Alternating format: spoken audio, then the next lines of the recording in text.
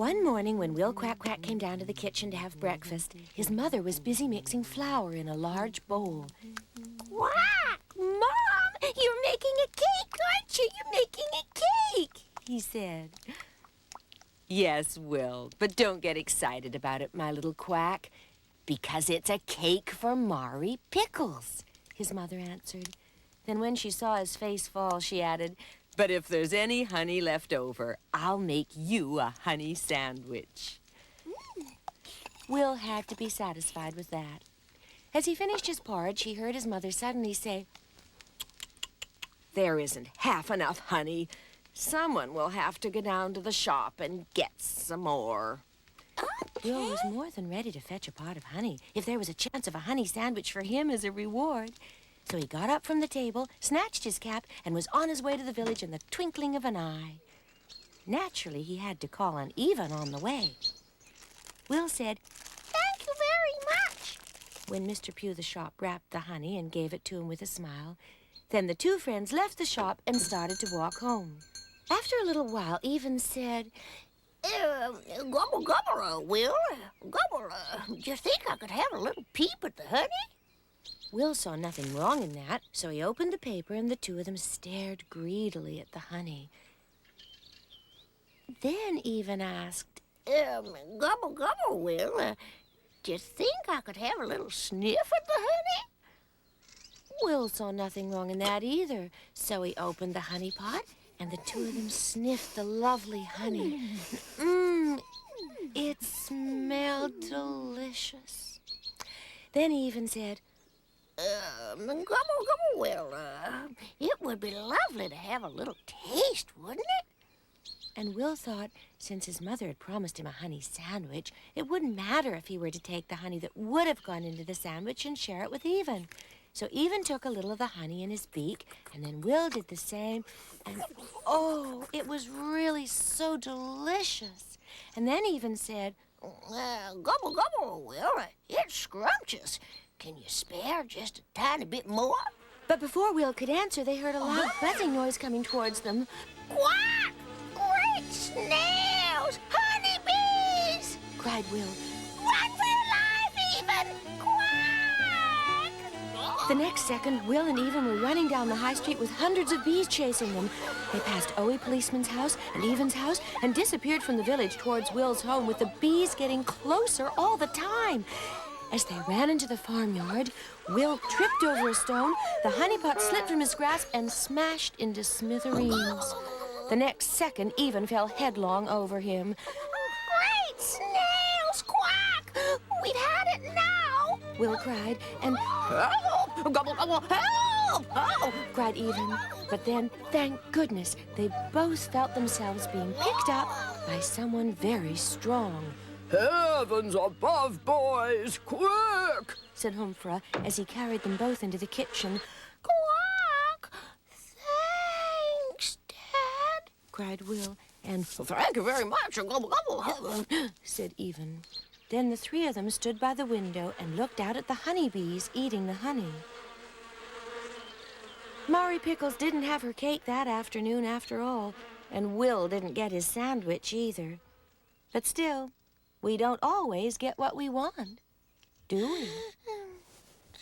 Good night, Quack.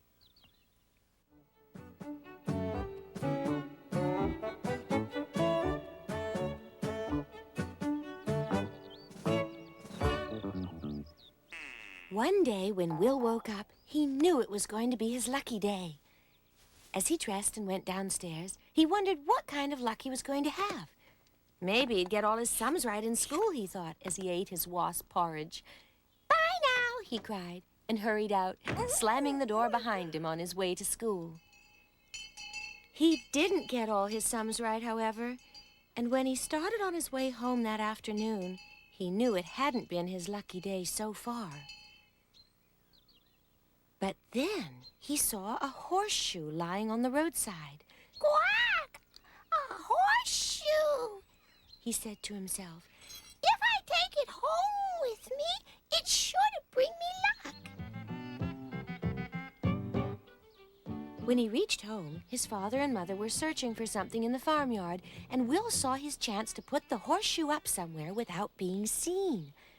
So he crept round the corner and in through the door very quietly.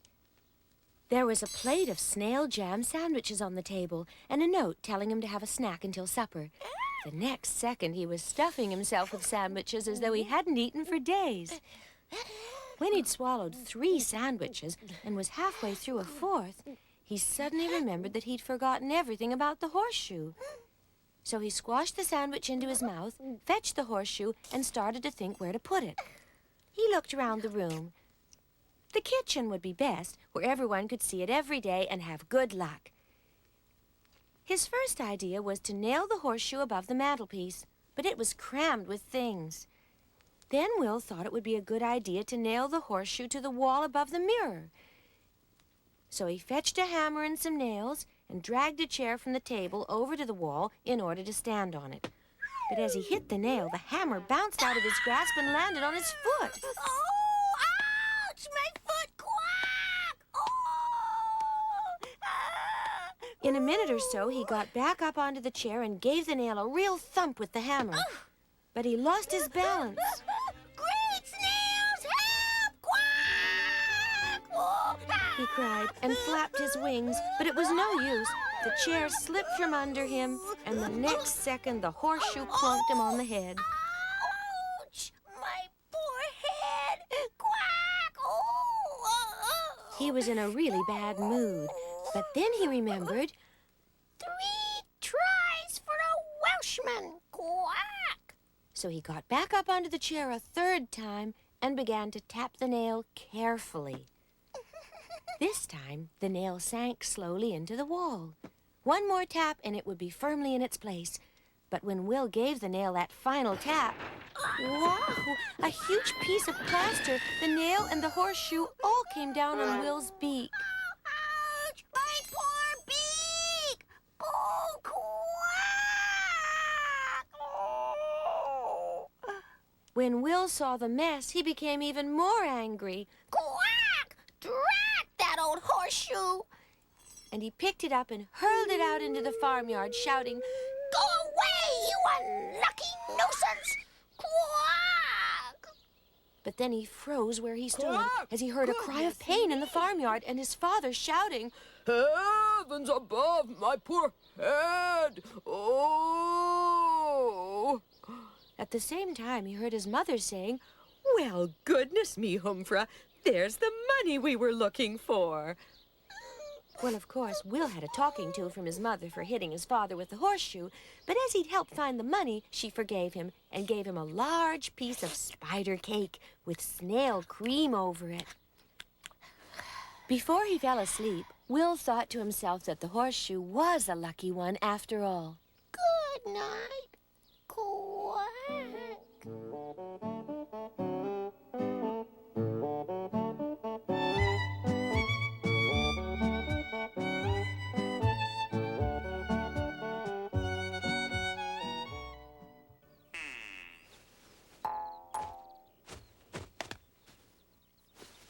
One day, as Will Quack Quack got up, he decided to go to the mill to play with Dick. He hurried downstairs and started to gulp his wasp porridge as though he hadn't seen food for days. Will, don't gulp your food so quickly, said Martha. Quack. All right, Mom. Will replied. After finishing his breakfast, Will cried So long, Mom. and hurried out. What did you say? Martha began, but she was too late. Before long, Will reached the crossroads by the woods, and he took the right-hand turning past Shawnee's house. Quack. Hello, Shawnee. Said Will. Are you coming with me to call on Dick? Go, go, go. Yes, sure. Shawnee answered.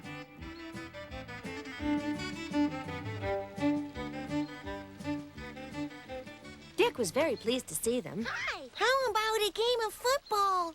He suggested eagerly. But Shawnee said, There won't be much fun with only the 3 of us, you know, Dick. And then Will said, Hey, boys, why don't we go out on the pond in Dick's father's boat? Whoa! Yeah, great, said Shawnee. And we can row in turns. So the three of them went down to the pond. There was plenty of room for them in the boat, You row first, Shawnee, said Dick. and then Will can have a turn. All right? Fantastic! Said the other two. Shawnee had rowed before and knew exactly how to make the boat turn to the left and to the right and go in a circle. He could even row backwards. And between you and me, he also knew how to smack the oars on the water and splash drops of water over Will and Dick. Accidentally, of course. Then it was Will's turn to row. He did quite as well as Shawnee and rowed this way and that way until both Shawnee and Dick were amazed. Go, go, go, Will. I didn't know you could row so well, Said Shawnee. Neither did I. Said Dick. Then when Will had just turned the nose of the boat towards the middle of the pond, he heard the sound of something moving in the water behind him. Shawnee gave a loud scream of fear. Go, go, go, a monster! Quack! Yes! Cried Dick. It's the Ness monster! Help! What'll we do? Come on, you guys, let's get going. A monster! Quack! Will gasped in terror. Ah! Row for the shore, Will, for goodness sake. Shawnee cried. I'm scared. Quack! All right! Will shouted, and he began to row hurriedly. But then he thought, if the monster was behind him, then he was rowing straight towards it. The thing to do was to turn the boat round at once and row the other way. And that was when things went wrong. Will became so confused that he let go of one of the oars and it slipped into the middle of the pond. Quack! What'll we do now? Gasped Dick, and Go, go, go, the Ness monster! wailed Shawnee. And then Will felt the boat go down on one side, as if someone heavy were leaning on it. The next moment, a large green head came into view. Oh, look! What's that? Quack! Oh, Mr. Monster! Oh, don't eat me, please! Quack! Oh, who are you calling a monster, you silly little quack? Came a familiar voice. And who was staring at them with a broad grin on his face but Hugh? And then, of course, the three realized that Hugh had played a trick on them. They all had a marvelous time in the boat after Hugh found the missing oar, and when Will went to bed that night, he was sure that it had been one of the best days he'd ever spent on the mill pond. Some monster. Good night. Quack.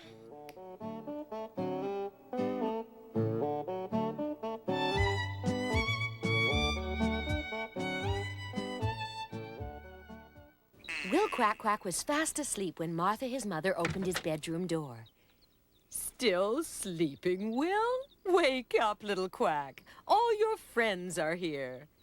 Quack! Oh, all right, Mom. Will replied, and he jumped out of bed, dressed quickly, and hurried down to the kitchen. Hello, everyone. Quack! He called cheerfully, and Hello, Will. they all replied. Hey, Will. You slept late today, didn't you? Said Hugh. Yes, it did, Gobble Gobble. We all got up ages ago. Said Even. By now, of course, Will was gobbling his wasp porridge as though he hadn't seen food for days. Quack! Why did you sleep so late this morning, Will? Asked Dick. Quack! I was dreaming about robbers, and I was a policeman, and I caught them all. Finished, Mom! He called. Will, where are your manners? Martha said. But she wasn't angry, really. And to show it, she said kindly, you may go out and play with your friends now, if you like. Thanks, Mom! Quack! Come on, boys! And he snatched his cap as he went. Hurry up! What'll we play, Gobble Gobble? Football, hey? Asked Even. But Dick had left the ball at home that morning. Then Will had an idea. Why don't we play cops and robbers? He suggested. And they all said, Great! As it was his idea, Will had first go as a policeman, and he chose Hugh to be a policeman with him. What'll we do for treasure, Gobble Gobble? Asked Even. Quack, I know. We'll use my cap. Look! Cried Will, and he hung it on the clothesline. Shawnee, Dick, and Even were the robbers, and away they raced to hide. 18, 19, 20. Coming, ready or not? Called Will. Oh, Will, where are they, I wonder? Hugh asked. I don't know. Will replied. You go that way, and I'll go this way, all right? All right. Hugh answered. While Will was peering into the coal house and Hugh was looking over the wall into the big field, the others peeped out slyly from their hiding places. Then the three of them began to creep quietly towards the cap. But Will saw them and shouted, Quack, Hugh, come here! and began to run as fast as he could to get to the treasure before the robbers. Suddenly, the air was full of shouting and feet running as they all rushed for the cap. But at that very moment, Will's mother came out to the backyard, and when she saw Will running at full speed and the others all chasing after him, she raised her brush and shouted, You cruel boys! You leave our Will alone! There was such a noise, everyone shouting and crying as Martha brushed them all, including Will, straight into the snail puddle. When Will explained that they were only playing cops and robbers, she was very sorry, but Humphrey still had to come and pump fresh water over them, saying, Oh, heavens above! Martha gave them all a spoonful of her medicine so as not to catch cold, and then they all had a bowl of warm snail soup and a piece of spider cake with snail cream over it. When Will went to bed that night, he smiled to himself as he knew that he wouldn't have had so much to eat if his mother hadn't made that silly mistake. Good night. Quack.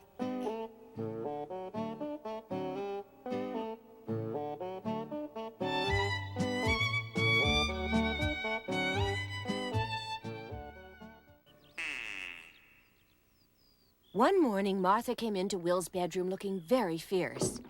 Quack, Mom. What's the matter? What's the matter? It's these holes in your clothes, of course. You've been climbing trees again, haven't you? She said, as she handed him another pair of trousers. Look, here's a new pair for you to wear. Now you look after them this time, and come and have your breakfast. Will dressed quickly and hurried down to the kitchen. As he was finishing his breakfast, there came a knock on the door, and there were all his friends, and Even said, Is Will coming out to play, please? Gobble, gobble. Well, all right, said Martha. Remember, Will, no climbing trees. Quack. All right, Mom. Will replied, and out he went with the others to play football in the big field. It was a great game. The ball flew backwards and forwards, and they were all very amused. When the ball came to Shawnee, however, he gave it such a hard kick that it shot high into the air and landed in the topmost branches of a tall tree. My ball, Said Dick sadly. How will I get it down from there? Then Will said, Quack, Dick. Don't worry. I'll go up and get it for you. Everybody looked at him in surprise. Gobble, Will, your mother told you not to climb trees, didn't she? Said Even. Will smiled. Yes, but she didn't tell me not to fly. And away he went. It didn't take him long to find the ball between two branches. He picked it up and shouted, Here it comes! and threw it down. Then he looked around him. He could see the whole countryside for miles around. But then the tragedy happened. Will was about to fly down when the branch snapped under his weight, and he slipped down until the stub of the branch tore a huge hole in his trousers. His friends heard a loud quack and saw Will hanging by his trousers, unable to move. We'd better get Will's father at once, cried Dick. And Shawnee said, "I'll go," and ran as fast as he could go to the farm. Humphrey didn't take long to hurry over and look up at Will. Oh, can you move? He called. No, Dad! I'm stuck! Will answered. All right, Said Humphrey. bye for now. Quack! What do you mean, bye for now? I can't move! Exactly. His father called back. You just stay there for an hour or two. Maybe you'll learn not to climb trees and tear your clothes then. And Humphrey started back towards the farmyard, shaking with laughter. Well, of course, when Dick and the others followed him and explained that Will hadn't climbed the tree, but had only flown up in order to get Dick's ball, Humphrey forgave him and fetched a ladder to get him down. When Martha heard about it, she laughed and laughed until her eyes were full of tears. And she forgave Will for tearing his trousers and gave him and his friends a piece of spider cake each.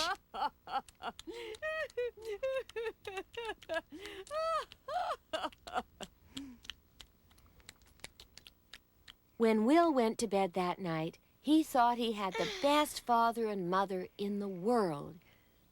But he decided not to climb trees ever again. Good night. Quack!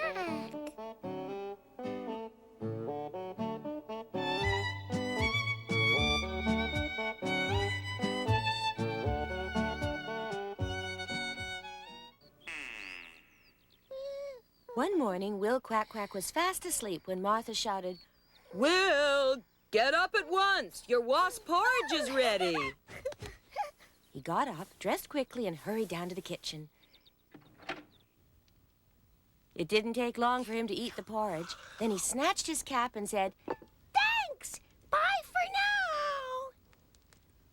"We want you to come home straight from school this afternoon because your father and I want to go out to see Mari Pickles after tea," said Martha. All right! Said Will, and away he went. At the end of the school day, Mr. Jones said, Goodbye, children. You've all worked very hard today. Off you go. In the farmhouse, Will's tea was waiting for him on the table. "I hope Will isn't late coming home," said Martha. Quack. So do I. Answered Humphrey. But a long time passed with no sign of Will. "Where's that naughty little Quack?" Martha said. "He should have been home long ago." Wasting time playing with those friends of his, maybe. Said Humphrey. Then Martha put on her hat and said, "Come on, Humphrey, we'll go and find him." So Humphrey and Martha set out towards the village. They called at Evan's place as they went past. No, Gobble Gobble, Will isn't here, honestly. Said Evan. And then he realized that he hadn't seen Will at all after school. Will hadn't gone home with his other friends either. Humphrey and Martha went on towards the school, thinking that Will had been kept in. Kept in? Said Mr. Jones. No, indeed he hasn't. Will hasn't been naughty today. By now, Martha was very worried. "Humphrey, if Will isn't here, where can he be? Maybe he's lost his memory and has wandered away. Or maybe he's been kidnapped." They hurried to Owie Policeman's house at once to tell him about it. Owie looked very serious and said, You two had better go home at once, in case Will should come home by himself. And I will go and search for him. So Humphrey and Martha went home feeling very worried, and Owie Policeman started to look for Will. The first thing he did was to have a word with Mr. Jones, the school. Mr. Jones, He said, is it true that nobody remembers seeing Will after school? That's right, Mr. Jones answered. And is it true that nobody remembers seeing Will leaving school either? Owie said. Right again, said Mr. Jones. Well, in that case, we'd better search the school carefully, hadn't we? The two of them went in and looked around. Mr. Jones said, Will isn't here, Mr. Policeman. Isn't He indeed. said Owie Policeman. What's this? The playhouse, of course. Answered Mr. Jones. And when they looked into the playhouse, who was there but Will Cwac, fast asleep? The two began to laugh and woke Will up and told him to go home at once. Will had such a welcome when he got home. And of course he had a huge piece of spider cake with snail cream over it for supper. When Will went to bed that night, he simply had to smile when he thought of people searching for him while he was fast asleep all the time. Good night. Quack.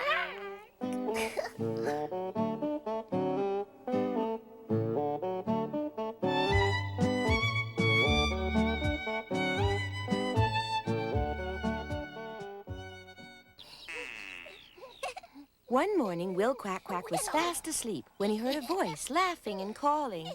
Wake up, you lazy quack. I want my breakfast. It was Cousin Percy. He was spending a week at the farm. Will got up and dressed quickly, and then the two of them hurried down to the kitchen. 2 bowls full of wasp porridge were waiting on the table, as usual, and they didn't take long to eat it all up. Then Will's mother said to them, "Quack, boys, I wonder, would you mind going to Mari Pickles for me this morning?" Will's face was very long as they left the house and walked towards the village. Well, we don't have to stay long, and maybe she'll give us a piece of spider cake. Percy said. He was right. Mari Pickles was so glad to see them, she gave them both a piece of spider cake covered in snail cream, and a penny each as well. They simply had to call in Mr. Pugh, the shop at once to spend their money. Mr. Pugh was in the middle of showing something to Dr. Parry, but he left him for a minute while he sold sweets to Will and Percy. Mr. Pugh had a contented smile on his face when they left. They'd hardly stepped out from the shop, however, when they heard the most frightening roar. Thieves! Stop, thieves! The next second, Mr. Pugh appeared, and when he saw Will and Percy, his face turned purple. There they are! Stop them! Well, naturally, this frightened them, and they began to run away, shouting and making so much noise that Owie Policeman woke up and fell out of his hammock. What? He began. Then he leapt to his feet and blew his whistle.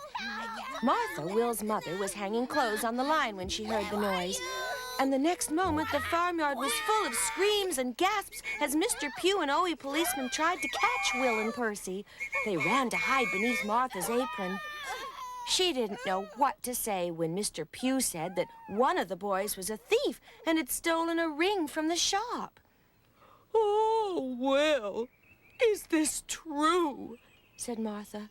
Quack! No, Mom, really? Will answered. I'm not a thief, Mr. Owie Policeman. Quack! Bah, no, he isn't. It was Dr. Parry, who'd seen what had happened and hurried after them. You see, it was I who took the ring. You? Everybody exclaimed in surprise. Yes, well, I was thinking of buying a ring for Mrs. Parry's birthday, and I picked it up and took it out into the street to have a better look at it in the sunlight. Here it is, look! Said Dr. Parry. Well, of course, Mr. Pugh and Owie policeman were very sorry they'd blamed Will and Percy, and Mr. Pugh told them to come down to the shop to have a pennyworth of sweets each, free. When Will and Percy went to bed that night, Percy couldn't get to sleep for ages because Mr. Pugh the shop had to give them a pennyworth of sweets, free. Good night, Cwac.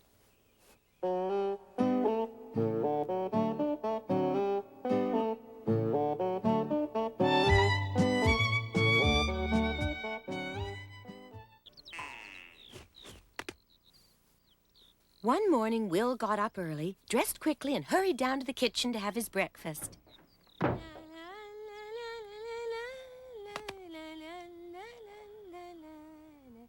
Cwac, hello, Mom. Goodness me! You're up early today, aren't you? Said Martha, his mother. Cwac, yes, Mom, Answered Will. today's the day of the concert, isn't it? Why, yes, of course, little Cwac. Said Martha. And I'm going to win the singing competition and the recitation and... Stop there, Will. Don't you set your heart on winning in case you're disappointed. But I'm sure to win something, Mom. Will said. I can recite better than anyone else in class. Enough of that, Will. It isn't very nice to hear someone boasting. Come along. You'd better eat up your porridge and get off to school. Cwac, all right, Mom. Will replied. Bye-bye for now. See you later. When Will reached the schoolyard, all his friends were there. They were all practicing hard for the concert. Will smiled and said, Cwac, just you wait until this afternoon, boys. At last the afternoon came and it was time for the school concert. They all helped to move the desks out of the way and put out chairs. The room was full when Mr. Jones said, Welcome to our school concert. The first competition is the solo recitation, and the first competitor is Will Cwac. Will stood in front of them all, determined to show them who was the best reciter in school.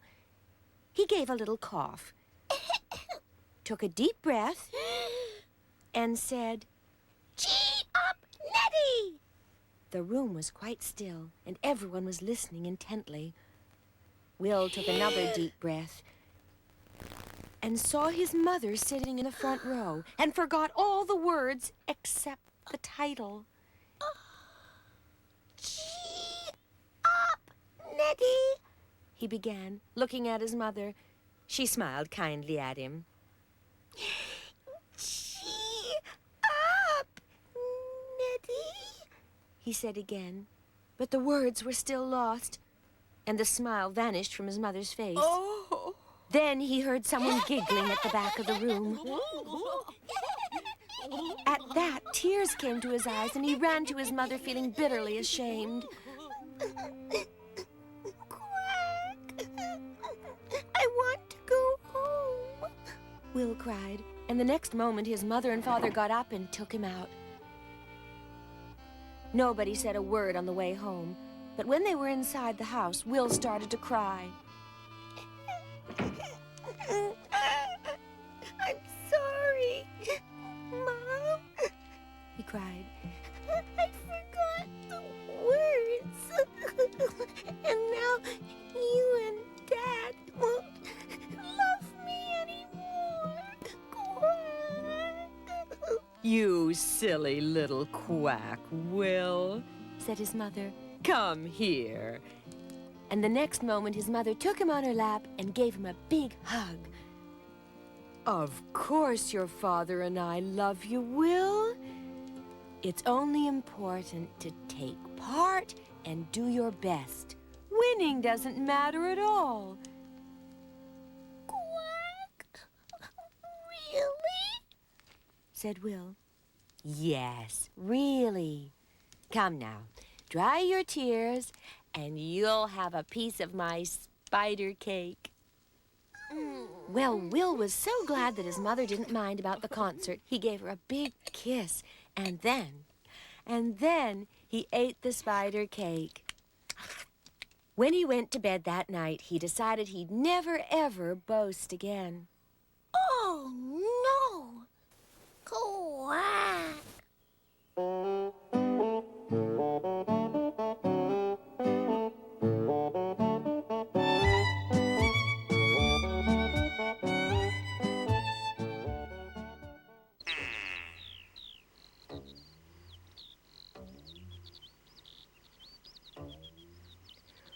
One morning, Will Cwac was making a fishing rod with an empty spool and a bent nail. His mother called to him, "Hey, little Cwac, come here, will you?" Quack. All right, Mom, said Will, and he hid the rod under the bed. Martha had told him never to go near the mill pond ever since the time the boys had got soaked there playing leapfrog, and if she were to see the fishing rod, she'd be sure to have hysterics. Oh, little Cwac, said Martha. I want you to go on an errand to Mari Pickle's house at once. Will's face fell. Quack. Do I have to? He asked. I've promised to meet the boys. Oh, tut-tut, said Martha. You'll have plenty of time after doing the errand, and you'll have something nice to eat afterwards. Will cheered up on hearing this, and after she'd given him the message, he rushed out of the house. Now, who happened to be coming to meet him on the way but all his friends, and they all had a fishing rod and a net each. Gobble, gobble, Will, said Even. Where's your rod? Quack, under the bed. I've got to go on an errand to the village, but I won't be long. You go on, and I'll come after you. And Will hurried off to the village, running past Mr. Pugh the shop, turning the corner by Owie Policeman's house, then full speed to Mari Pickle's cottage. Quack! Mari Pickles, Mom wants you to come to tea this afternoon, and she's going to make you snail cake if you'll come. Will you come? Well, yes, of course I'll come. Thank you very much. Come in and have a piece of a... But Will had already gone, almost running into Owie Policeman. What? Gasped Owie. But by the time he recovered, Will was disappearing into the distance. When he got home, Martha was carrying out the big wash tub. Mom, Mari Pickle says thank you. She's coming this afternoon. Well done, Will. There's a piece of worm cake on the table for you for being a good boy. Thanks, Mom. And he hurried upstairs to get the fishing rod. But how could he get out of the house without his mother knowing? As he was wondering what to do, a voice called, Will, gobble gobble, are you coming with us or not? Quack, yes. And before anyone could say another word, he took hold of the fishing rod and jumped out through the window. Hey, stop! Shouted Shawnee. But it was too late. Into the wash tub he plunged. Quack!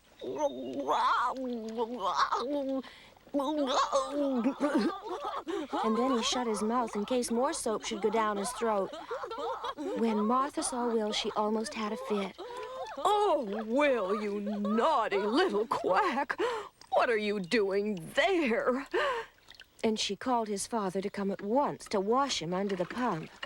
Heavens above, said Humfra when he saw Will covered in soap. And he pumped and pumped until Will was even wetter than before.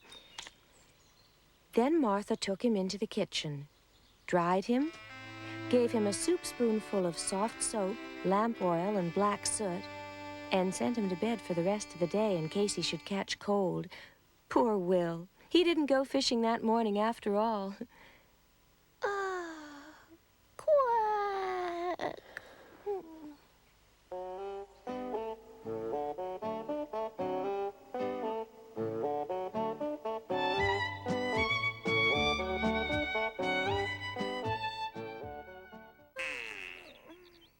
One morning, Will lay in bed thinking about what he was going to do that day.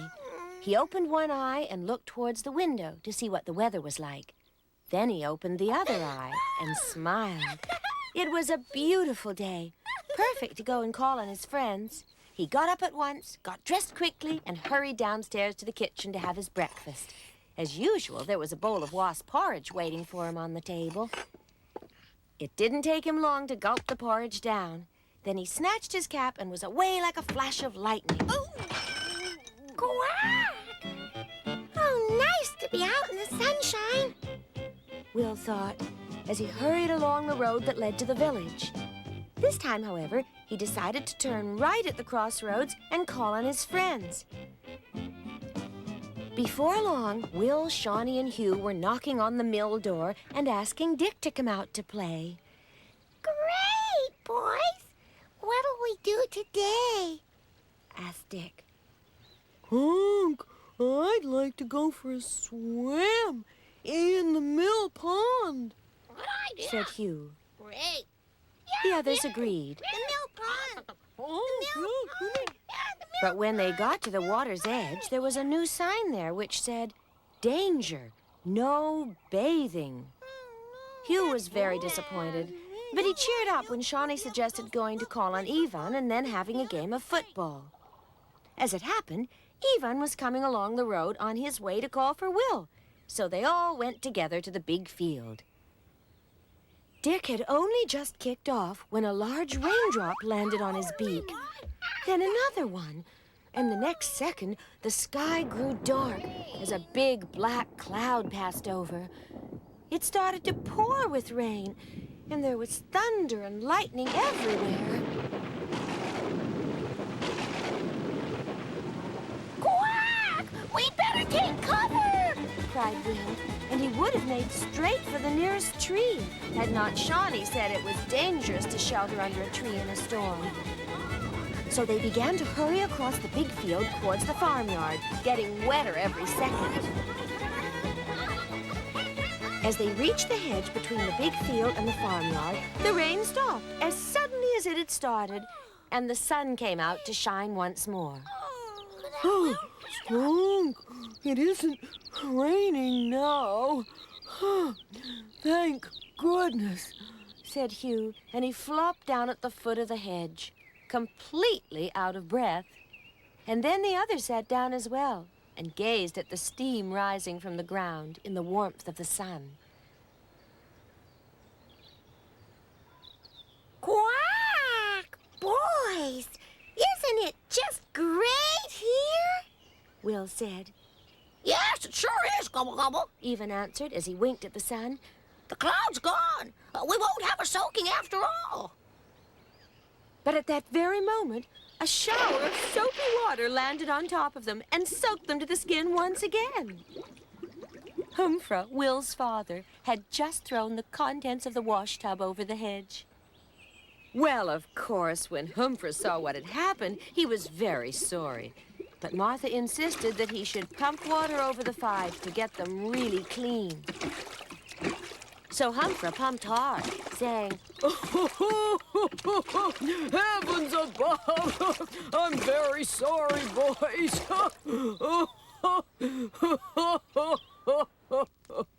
and then Martha took them into the house to have a bowl of snail soup to warm them up. That night, when Will went to bed and snuggled down under the clothes, he decided he'd never go near the hedge again, just in case.